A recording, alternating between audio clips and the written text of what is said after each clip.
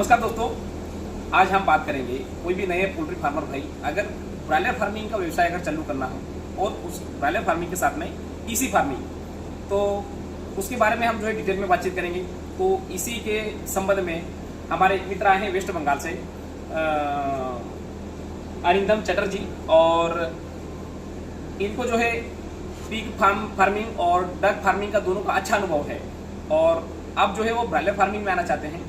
तो हम तो उनसे डक फार्मिंग और पिग फार्मिंग दोनों का अनुभव तो लेंगे और जानकारी भी लेंगे, किंतु अभी जो है आज उनका जो उद्देश्य है ब्रॉयलर फार्मिंग का, तो हम जो है ब्रॉयलर फार्मिंग के ऊपर बातचीत करेंगे। कैसे ब्रॉयलर फार्मिंग का व्यवसाय शुरू कर सकते हैं, क्या क्या सावधानी रखना चाहिए, साइट सिलेक्शन में क्या सावधानी रखना चाहिए, तो ये सब बातें जो है हम करेंगे। तो हमारे चैनल पे सर का स्वागत है। सर, थोड़ा सा अपने बारे में बताइए। नमस्ते, मेरा नाम है अरिंदम चटर्जी। हम वेस्ट बंगाल आसनसोल के रहने वाले हैं। तो मेरा पहले फार्मिंग था, लाइफ स्टॉक फार्मिंग ही मेरा काम था, अभी भी है, और वो है पिग फार्मिंग, डक फार्मिंग, गोटरी और फिशरी। तो अभी हम पोल्ट्री में, मतलब ब्रॉयलर में, पोल्ट्री तो दोनों होता है, वो ब्रॉयलर और लेयर। तो ब्रॉयलर होता है मीट पे और लेयर होता है अंडे पे। तो हम विनोद जी के पास आए हैं पोल्ट्री ब्रॉयलर के लिए जो इंटीग्रेशन फार्म है उसका कंस्ट्रक्शन, उसका सब कुछ हम जानना चाह रहे हैं। तो विनोद जी का यूट्यूब वीडियो हम देखा, उसके साथ हम संपर्क किए हैं और विनोद जी से बहुत कुछ हमको सीखने में मिला बाई फोन से, लेकिन फ़ोन से तो सब कुछ नहीं मिलता। तो 2-4 फार्मर है जो विनोद जी से उसका सक्सेस मिले, हम उससे भी विजिट किए हैं और उसके बाद हमको ज़्यादा से ज़्यादा जानकारी लेने के लिए हम विनोद जी के पास आए। Thank you Vinod ji for your sir. बिल्कुल, आपका स्वागत है।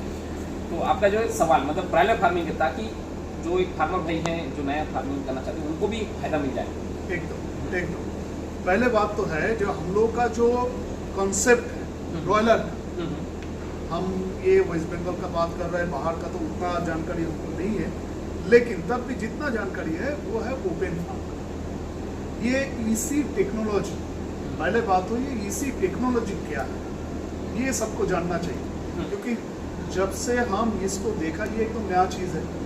और जो ओपन फार्मर है, बहुत सारा ओपन फार्म पे हम गए हैं, मेरा दोस्त सब बहुत कुछ कर रहे थे, लेकिन ये हम देखा जो 1-1.5 साल बाद बहुत सारा आदमी उसको बंद भी कर दिया, क्योंकि फार्म बंद होने का एक ही कारण है, लॉस। तो लॉस का वजह क्या है और सक्सेस का भी कुछ वजह चाहिए, तो वो सब कुछ आप हमको जानकारी दीजिए जो कैसे क्या है।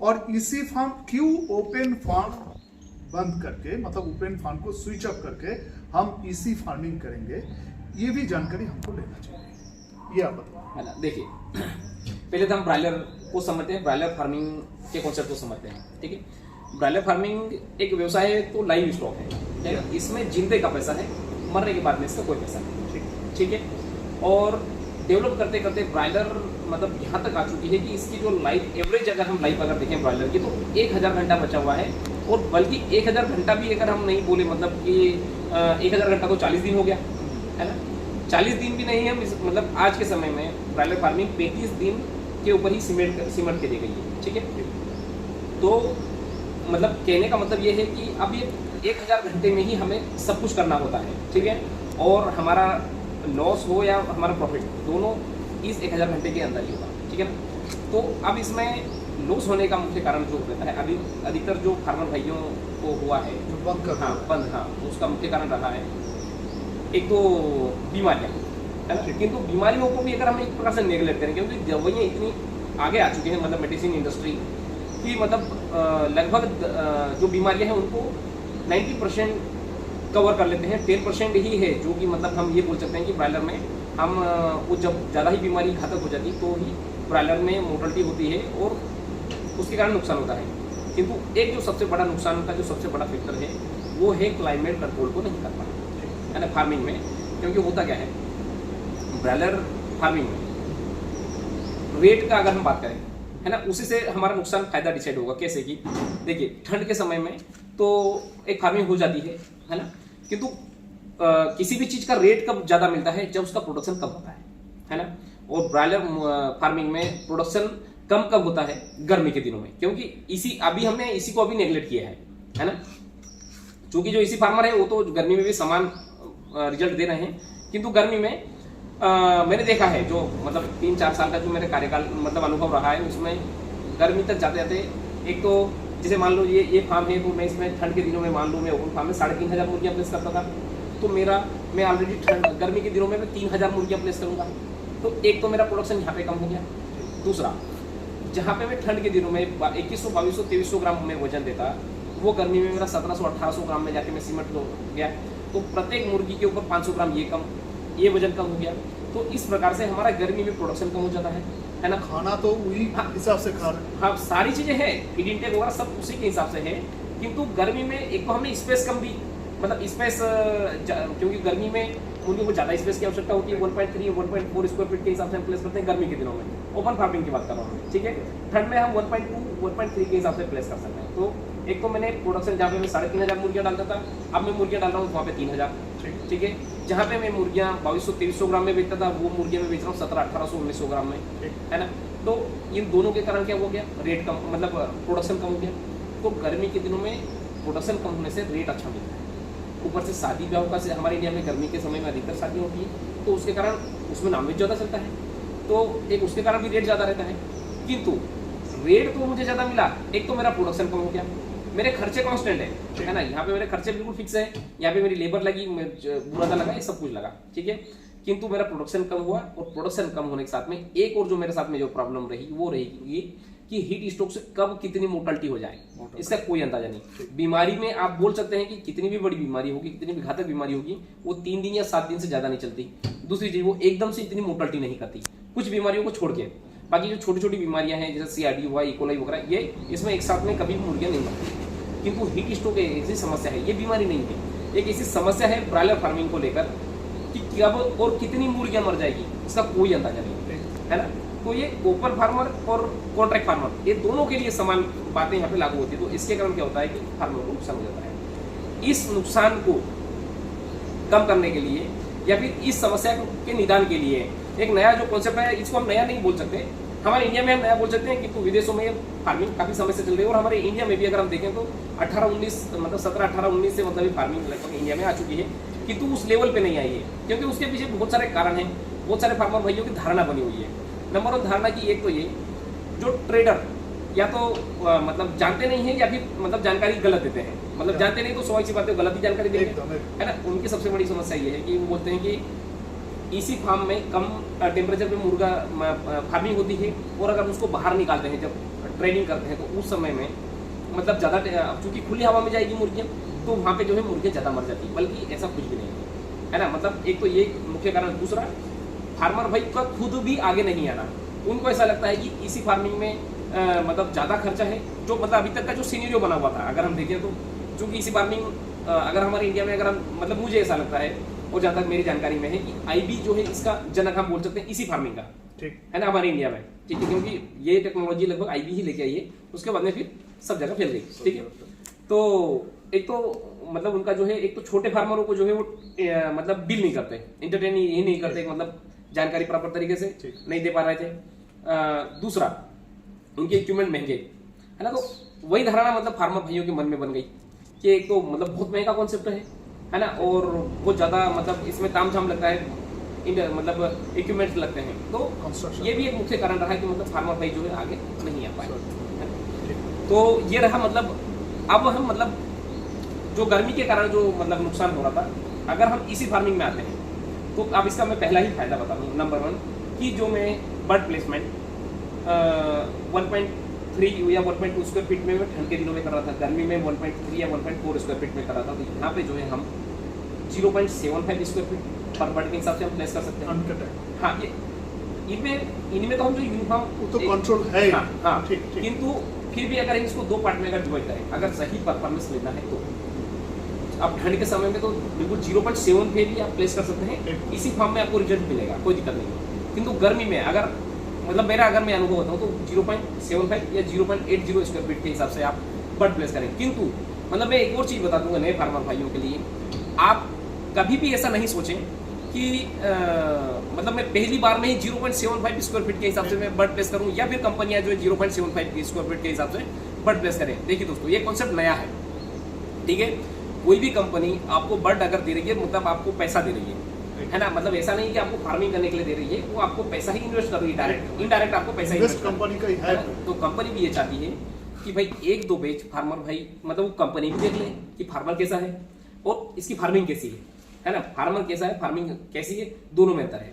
आप भले ही बहुत अच्छे हैं, ईमानदार है ना, किंतु फार्मिंग करना एक वो आपसे स्वभाव से संबंध नहीं है, आपके मतलब कार्य करने के तरीके से संबंध है। तो इसलिए हाँ, मैनेजमेंट, तो कंपनी ये चाहती है कि भाई हमारी मुर्गियां सुरक्षित जगह पे जाए, है ना। अगर ज्यादा डेंसिटी पे कर देंगे तो मतलब नहीं होता हुआ नुकसान भी मतलब नहीं हो जाए, इसलिए कंपनी क्या करती है, थोड़ी सी अपने लिए सावधानी रखती है। और अगर कंपनी अगर आपको नए फार्मर को बोलते 0.1 मतलब 1 स्क्वायर फीट पे भी अगर एक बेच दो बेच अगर निकालने का बोले तो आप निकाल लो, है ना, क्योंकि आपको जीवन भर तो फार्मिंग करना है ना। एक बेच में अगर 400 मुर्गियां ज्यादा डाल लोगे तो उससे अमीर नहीं बन जाओगे, किंतु एक बेच दो बेच तीन बेच में अगर आप सीख जाओगे तो आप 0.70 पे भी अगर आप बर्ड प्लेस करोगे तो आप अच्छा परफॉर्मेंस ले पाओगे। ठीक, ये बात है। तो दूसरा बात और एक मतलब हम नया फार्मर है पोल्ट्री का, इसलिए दूसरा बात आप ऑलरेडी बोल चुके हैं। एक बात हम बोल रहे हैं, मेरा नया फार्मर भाई बहन जो आप बोल रहे थे, जो रेट गर्मी में अच्छा मिल रहा है, हाँ, तो गर्मी में अच्छा मिल रहा है, लेकिन उसका फायदा नया फार्मर नहीं उठा सकता, हाँ, क्योंकि अच्छा रेट तो उसका अच्छा मिल रहा है, लेकिन मोर्टालिटी, हाँ, और सब कुछ कारण से उसका रेट सेम क्या उसका अंडर में चला, हाँ, हाँ, हाँ, हाँ, तो मार्केट का रेट का हिसाब से उसको कुछ भी फायदा नहीं हुआ, ठीक है ना। तो ये एक कारण, हाँ, ये मेन चीज है, ये मुख्य कारण है। देखिए हम लोग बिजनेस कर रहे हैं, जो भी बिजनेस कर रहे हैं वो प्रॉफिट के लिए करते हैं, कोई शो के लिए तो नहीं कर रहे। तो उसमें अगर प्रॉफिट ही ना हो तो बिजनेस करने में फायदा क्या, बराबर। लेकिन ये बिजनेस करने का ढंग कुछ अलग तरह से करना होगा, क्योंकि जिस तरीके में हमको फायदा ज्यादा मिले, क्योंकि बहुत सारा फार्म या कंपनी में हम बातचीत कर रहे थे वेस्ट बंगाल में, आप जो बोले हैं जो ये नया स्टार्ट हुए हैं, हाँ, लगभग 3 साल, तो आईबी कंपनी ये स्टार्ट किया है। लेकिन राहुल जी, सॉरी विनोद जी, आज से हमको तो लग रहा है कंपनी से बात करने के बाद, कंपनी के साथ जब बात हुआ मेरा है, जो अगला 2 साल सब कंपनी हर फार्मर ये प्रेशराइज करेगा जो आप इसी फॉर्म पहले मानेंगे, क्योंकि उसमें कंपनी का भी तो लॉस हो सकता है ना, हो ही रहा है ना, उसका तो लॉस हो रहा है। ये हम कंपनी के साथ बात करते हुए हमको समझ में आया।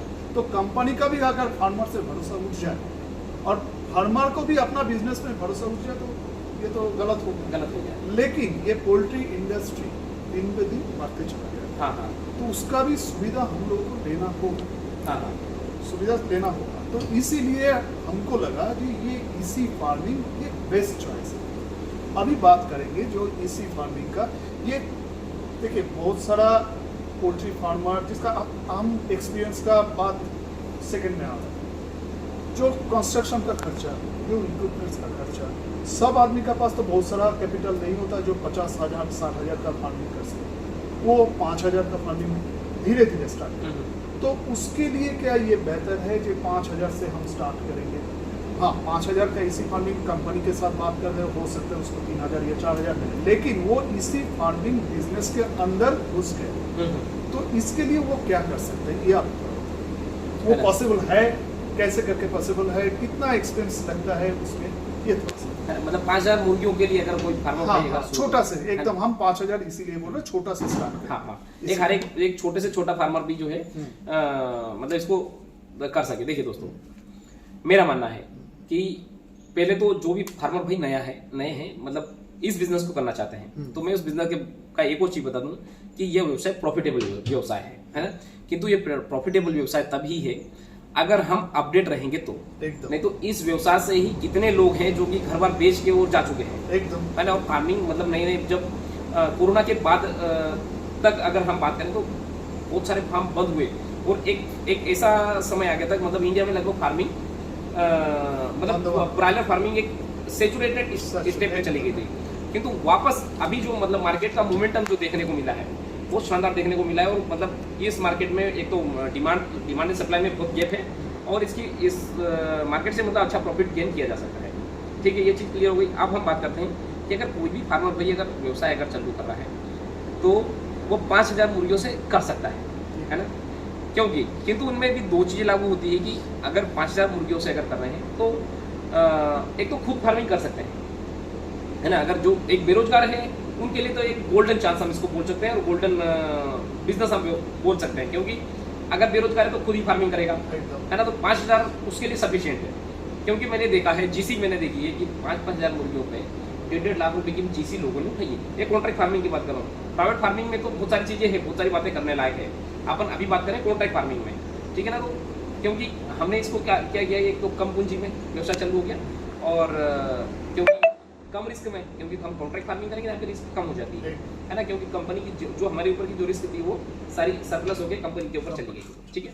तो 5,000 मुर्गियों से अगर करता है तो हमने देखा है 1 लाख रुपए 1.5 लाख रुपए की जीसी हमने देखी है कंपनी XYZ, कोई सी भी कंपनी के साथ में आप काम करें, ठीक है। तो उसमें जो खर्चे हैं, खर्चे भी इनमें लगभग 90% जो खर्चे लगभग कॉन्स्टेंट रहते हैं। कौन से एक लेबर का खर्चा, बिजली बिल, बुरादा और चूना, वो मेडिसिन, इसके अलावा जो है इसमें खर्चा लगभग नहीं लगता है, ठीक है। अब लेबर का खर्चा अगर आपने बचा लिया तो अब आपके पास में जो खर्चा बचा लगभग 50% ही खर्चा बचा, मतलब कि जहाँ पे 40,000 खर्चा होना था, अब आपका खर्चा कहाँ पे आ गया, 20,000 पे। अगर आपने मान लो 5,000 से मुर्गियाँ फार्मिंग चालू की, और अगर आपने मान लो 1,20,000 1,30,000 या 1 लाख रुपए का अगर आपका चेक बना कंपनी से, 20,000 आपका खर्चा कर दिया, फिर भी आपको जो कितना मिल गया, 80,000 का आपका प्रॉफिट मिला। अब उस 80,000 रुपये, चूँकि ब्रायलर फार्मिंग 1-2 महीने का साइकिल है ना, 40 दिन हमारी फार्मिंग, 20 दिन हमारी साफ सफाई। तो अगर हम उसको 2 भाग में अगर बांटेंगे तो कितना हो गया, 40,000 रुपये मिलेगा, जो कि एक अच्छा रिटर्न हम बोल सकते हैं। एकदम बहुत अच्छा है, क्योंकि एक तो बेरोजगार है, एकदम ठीक है।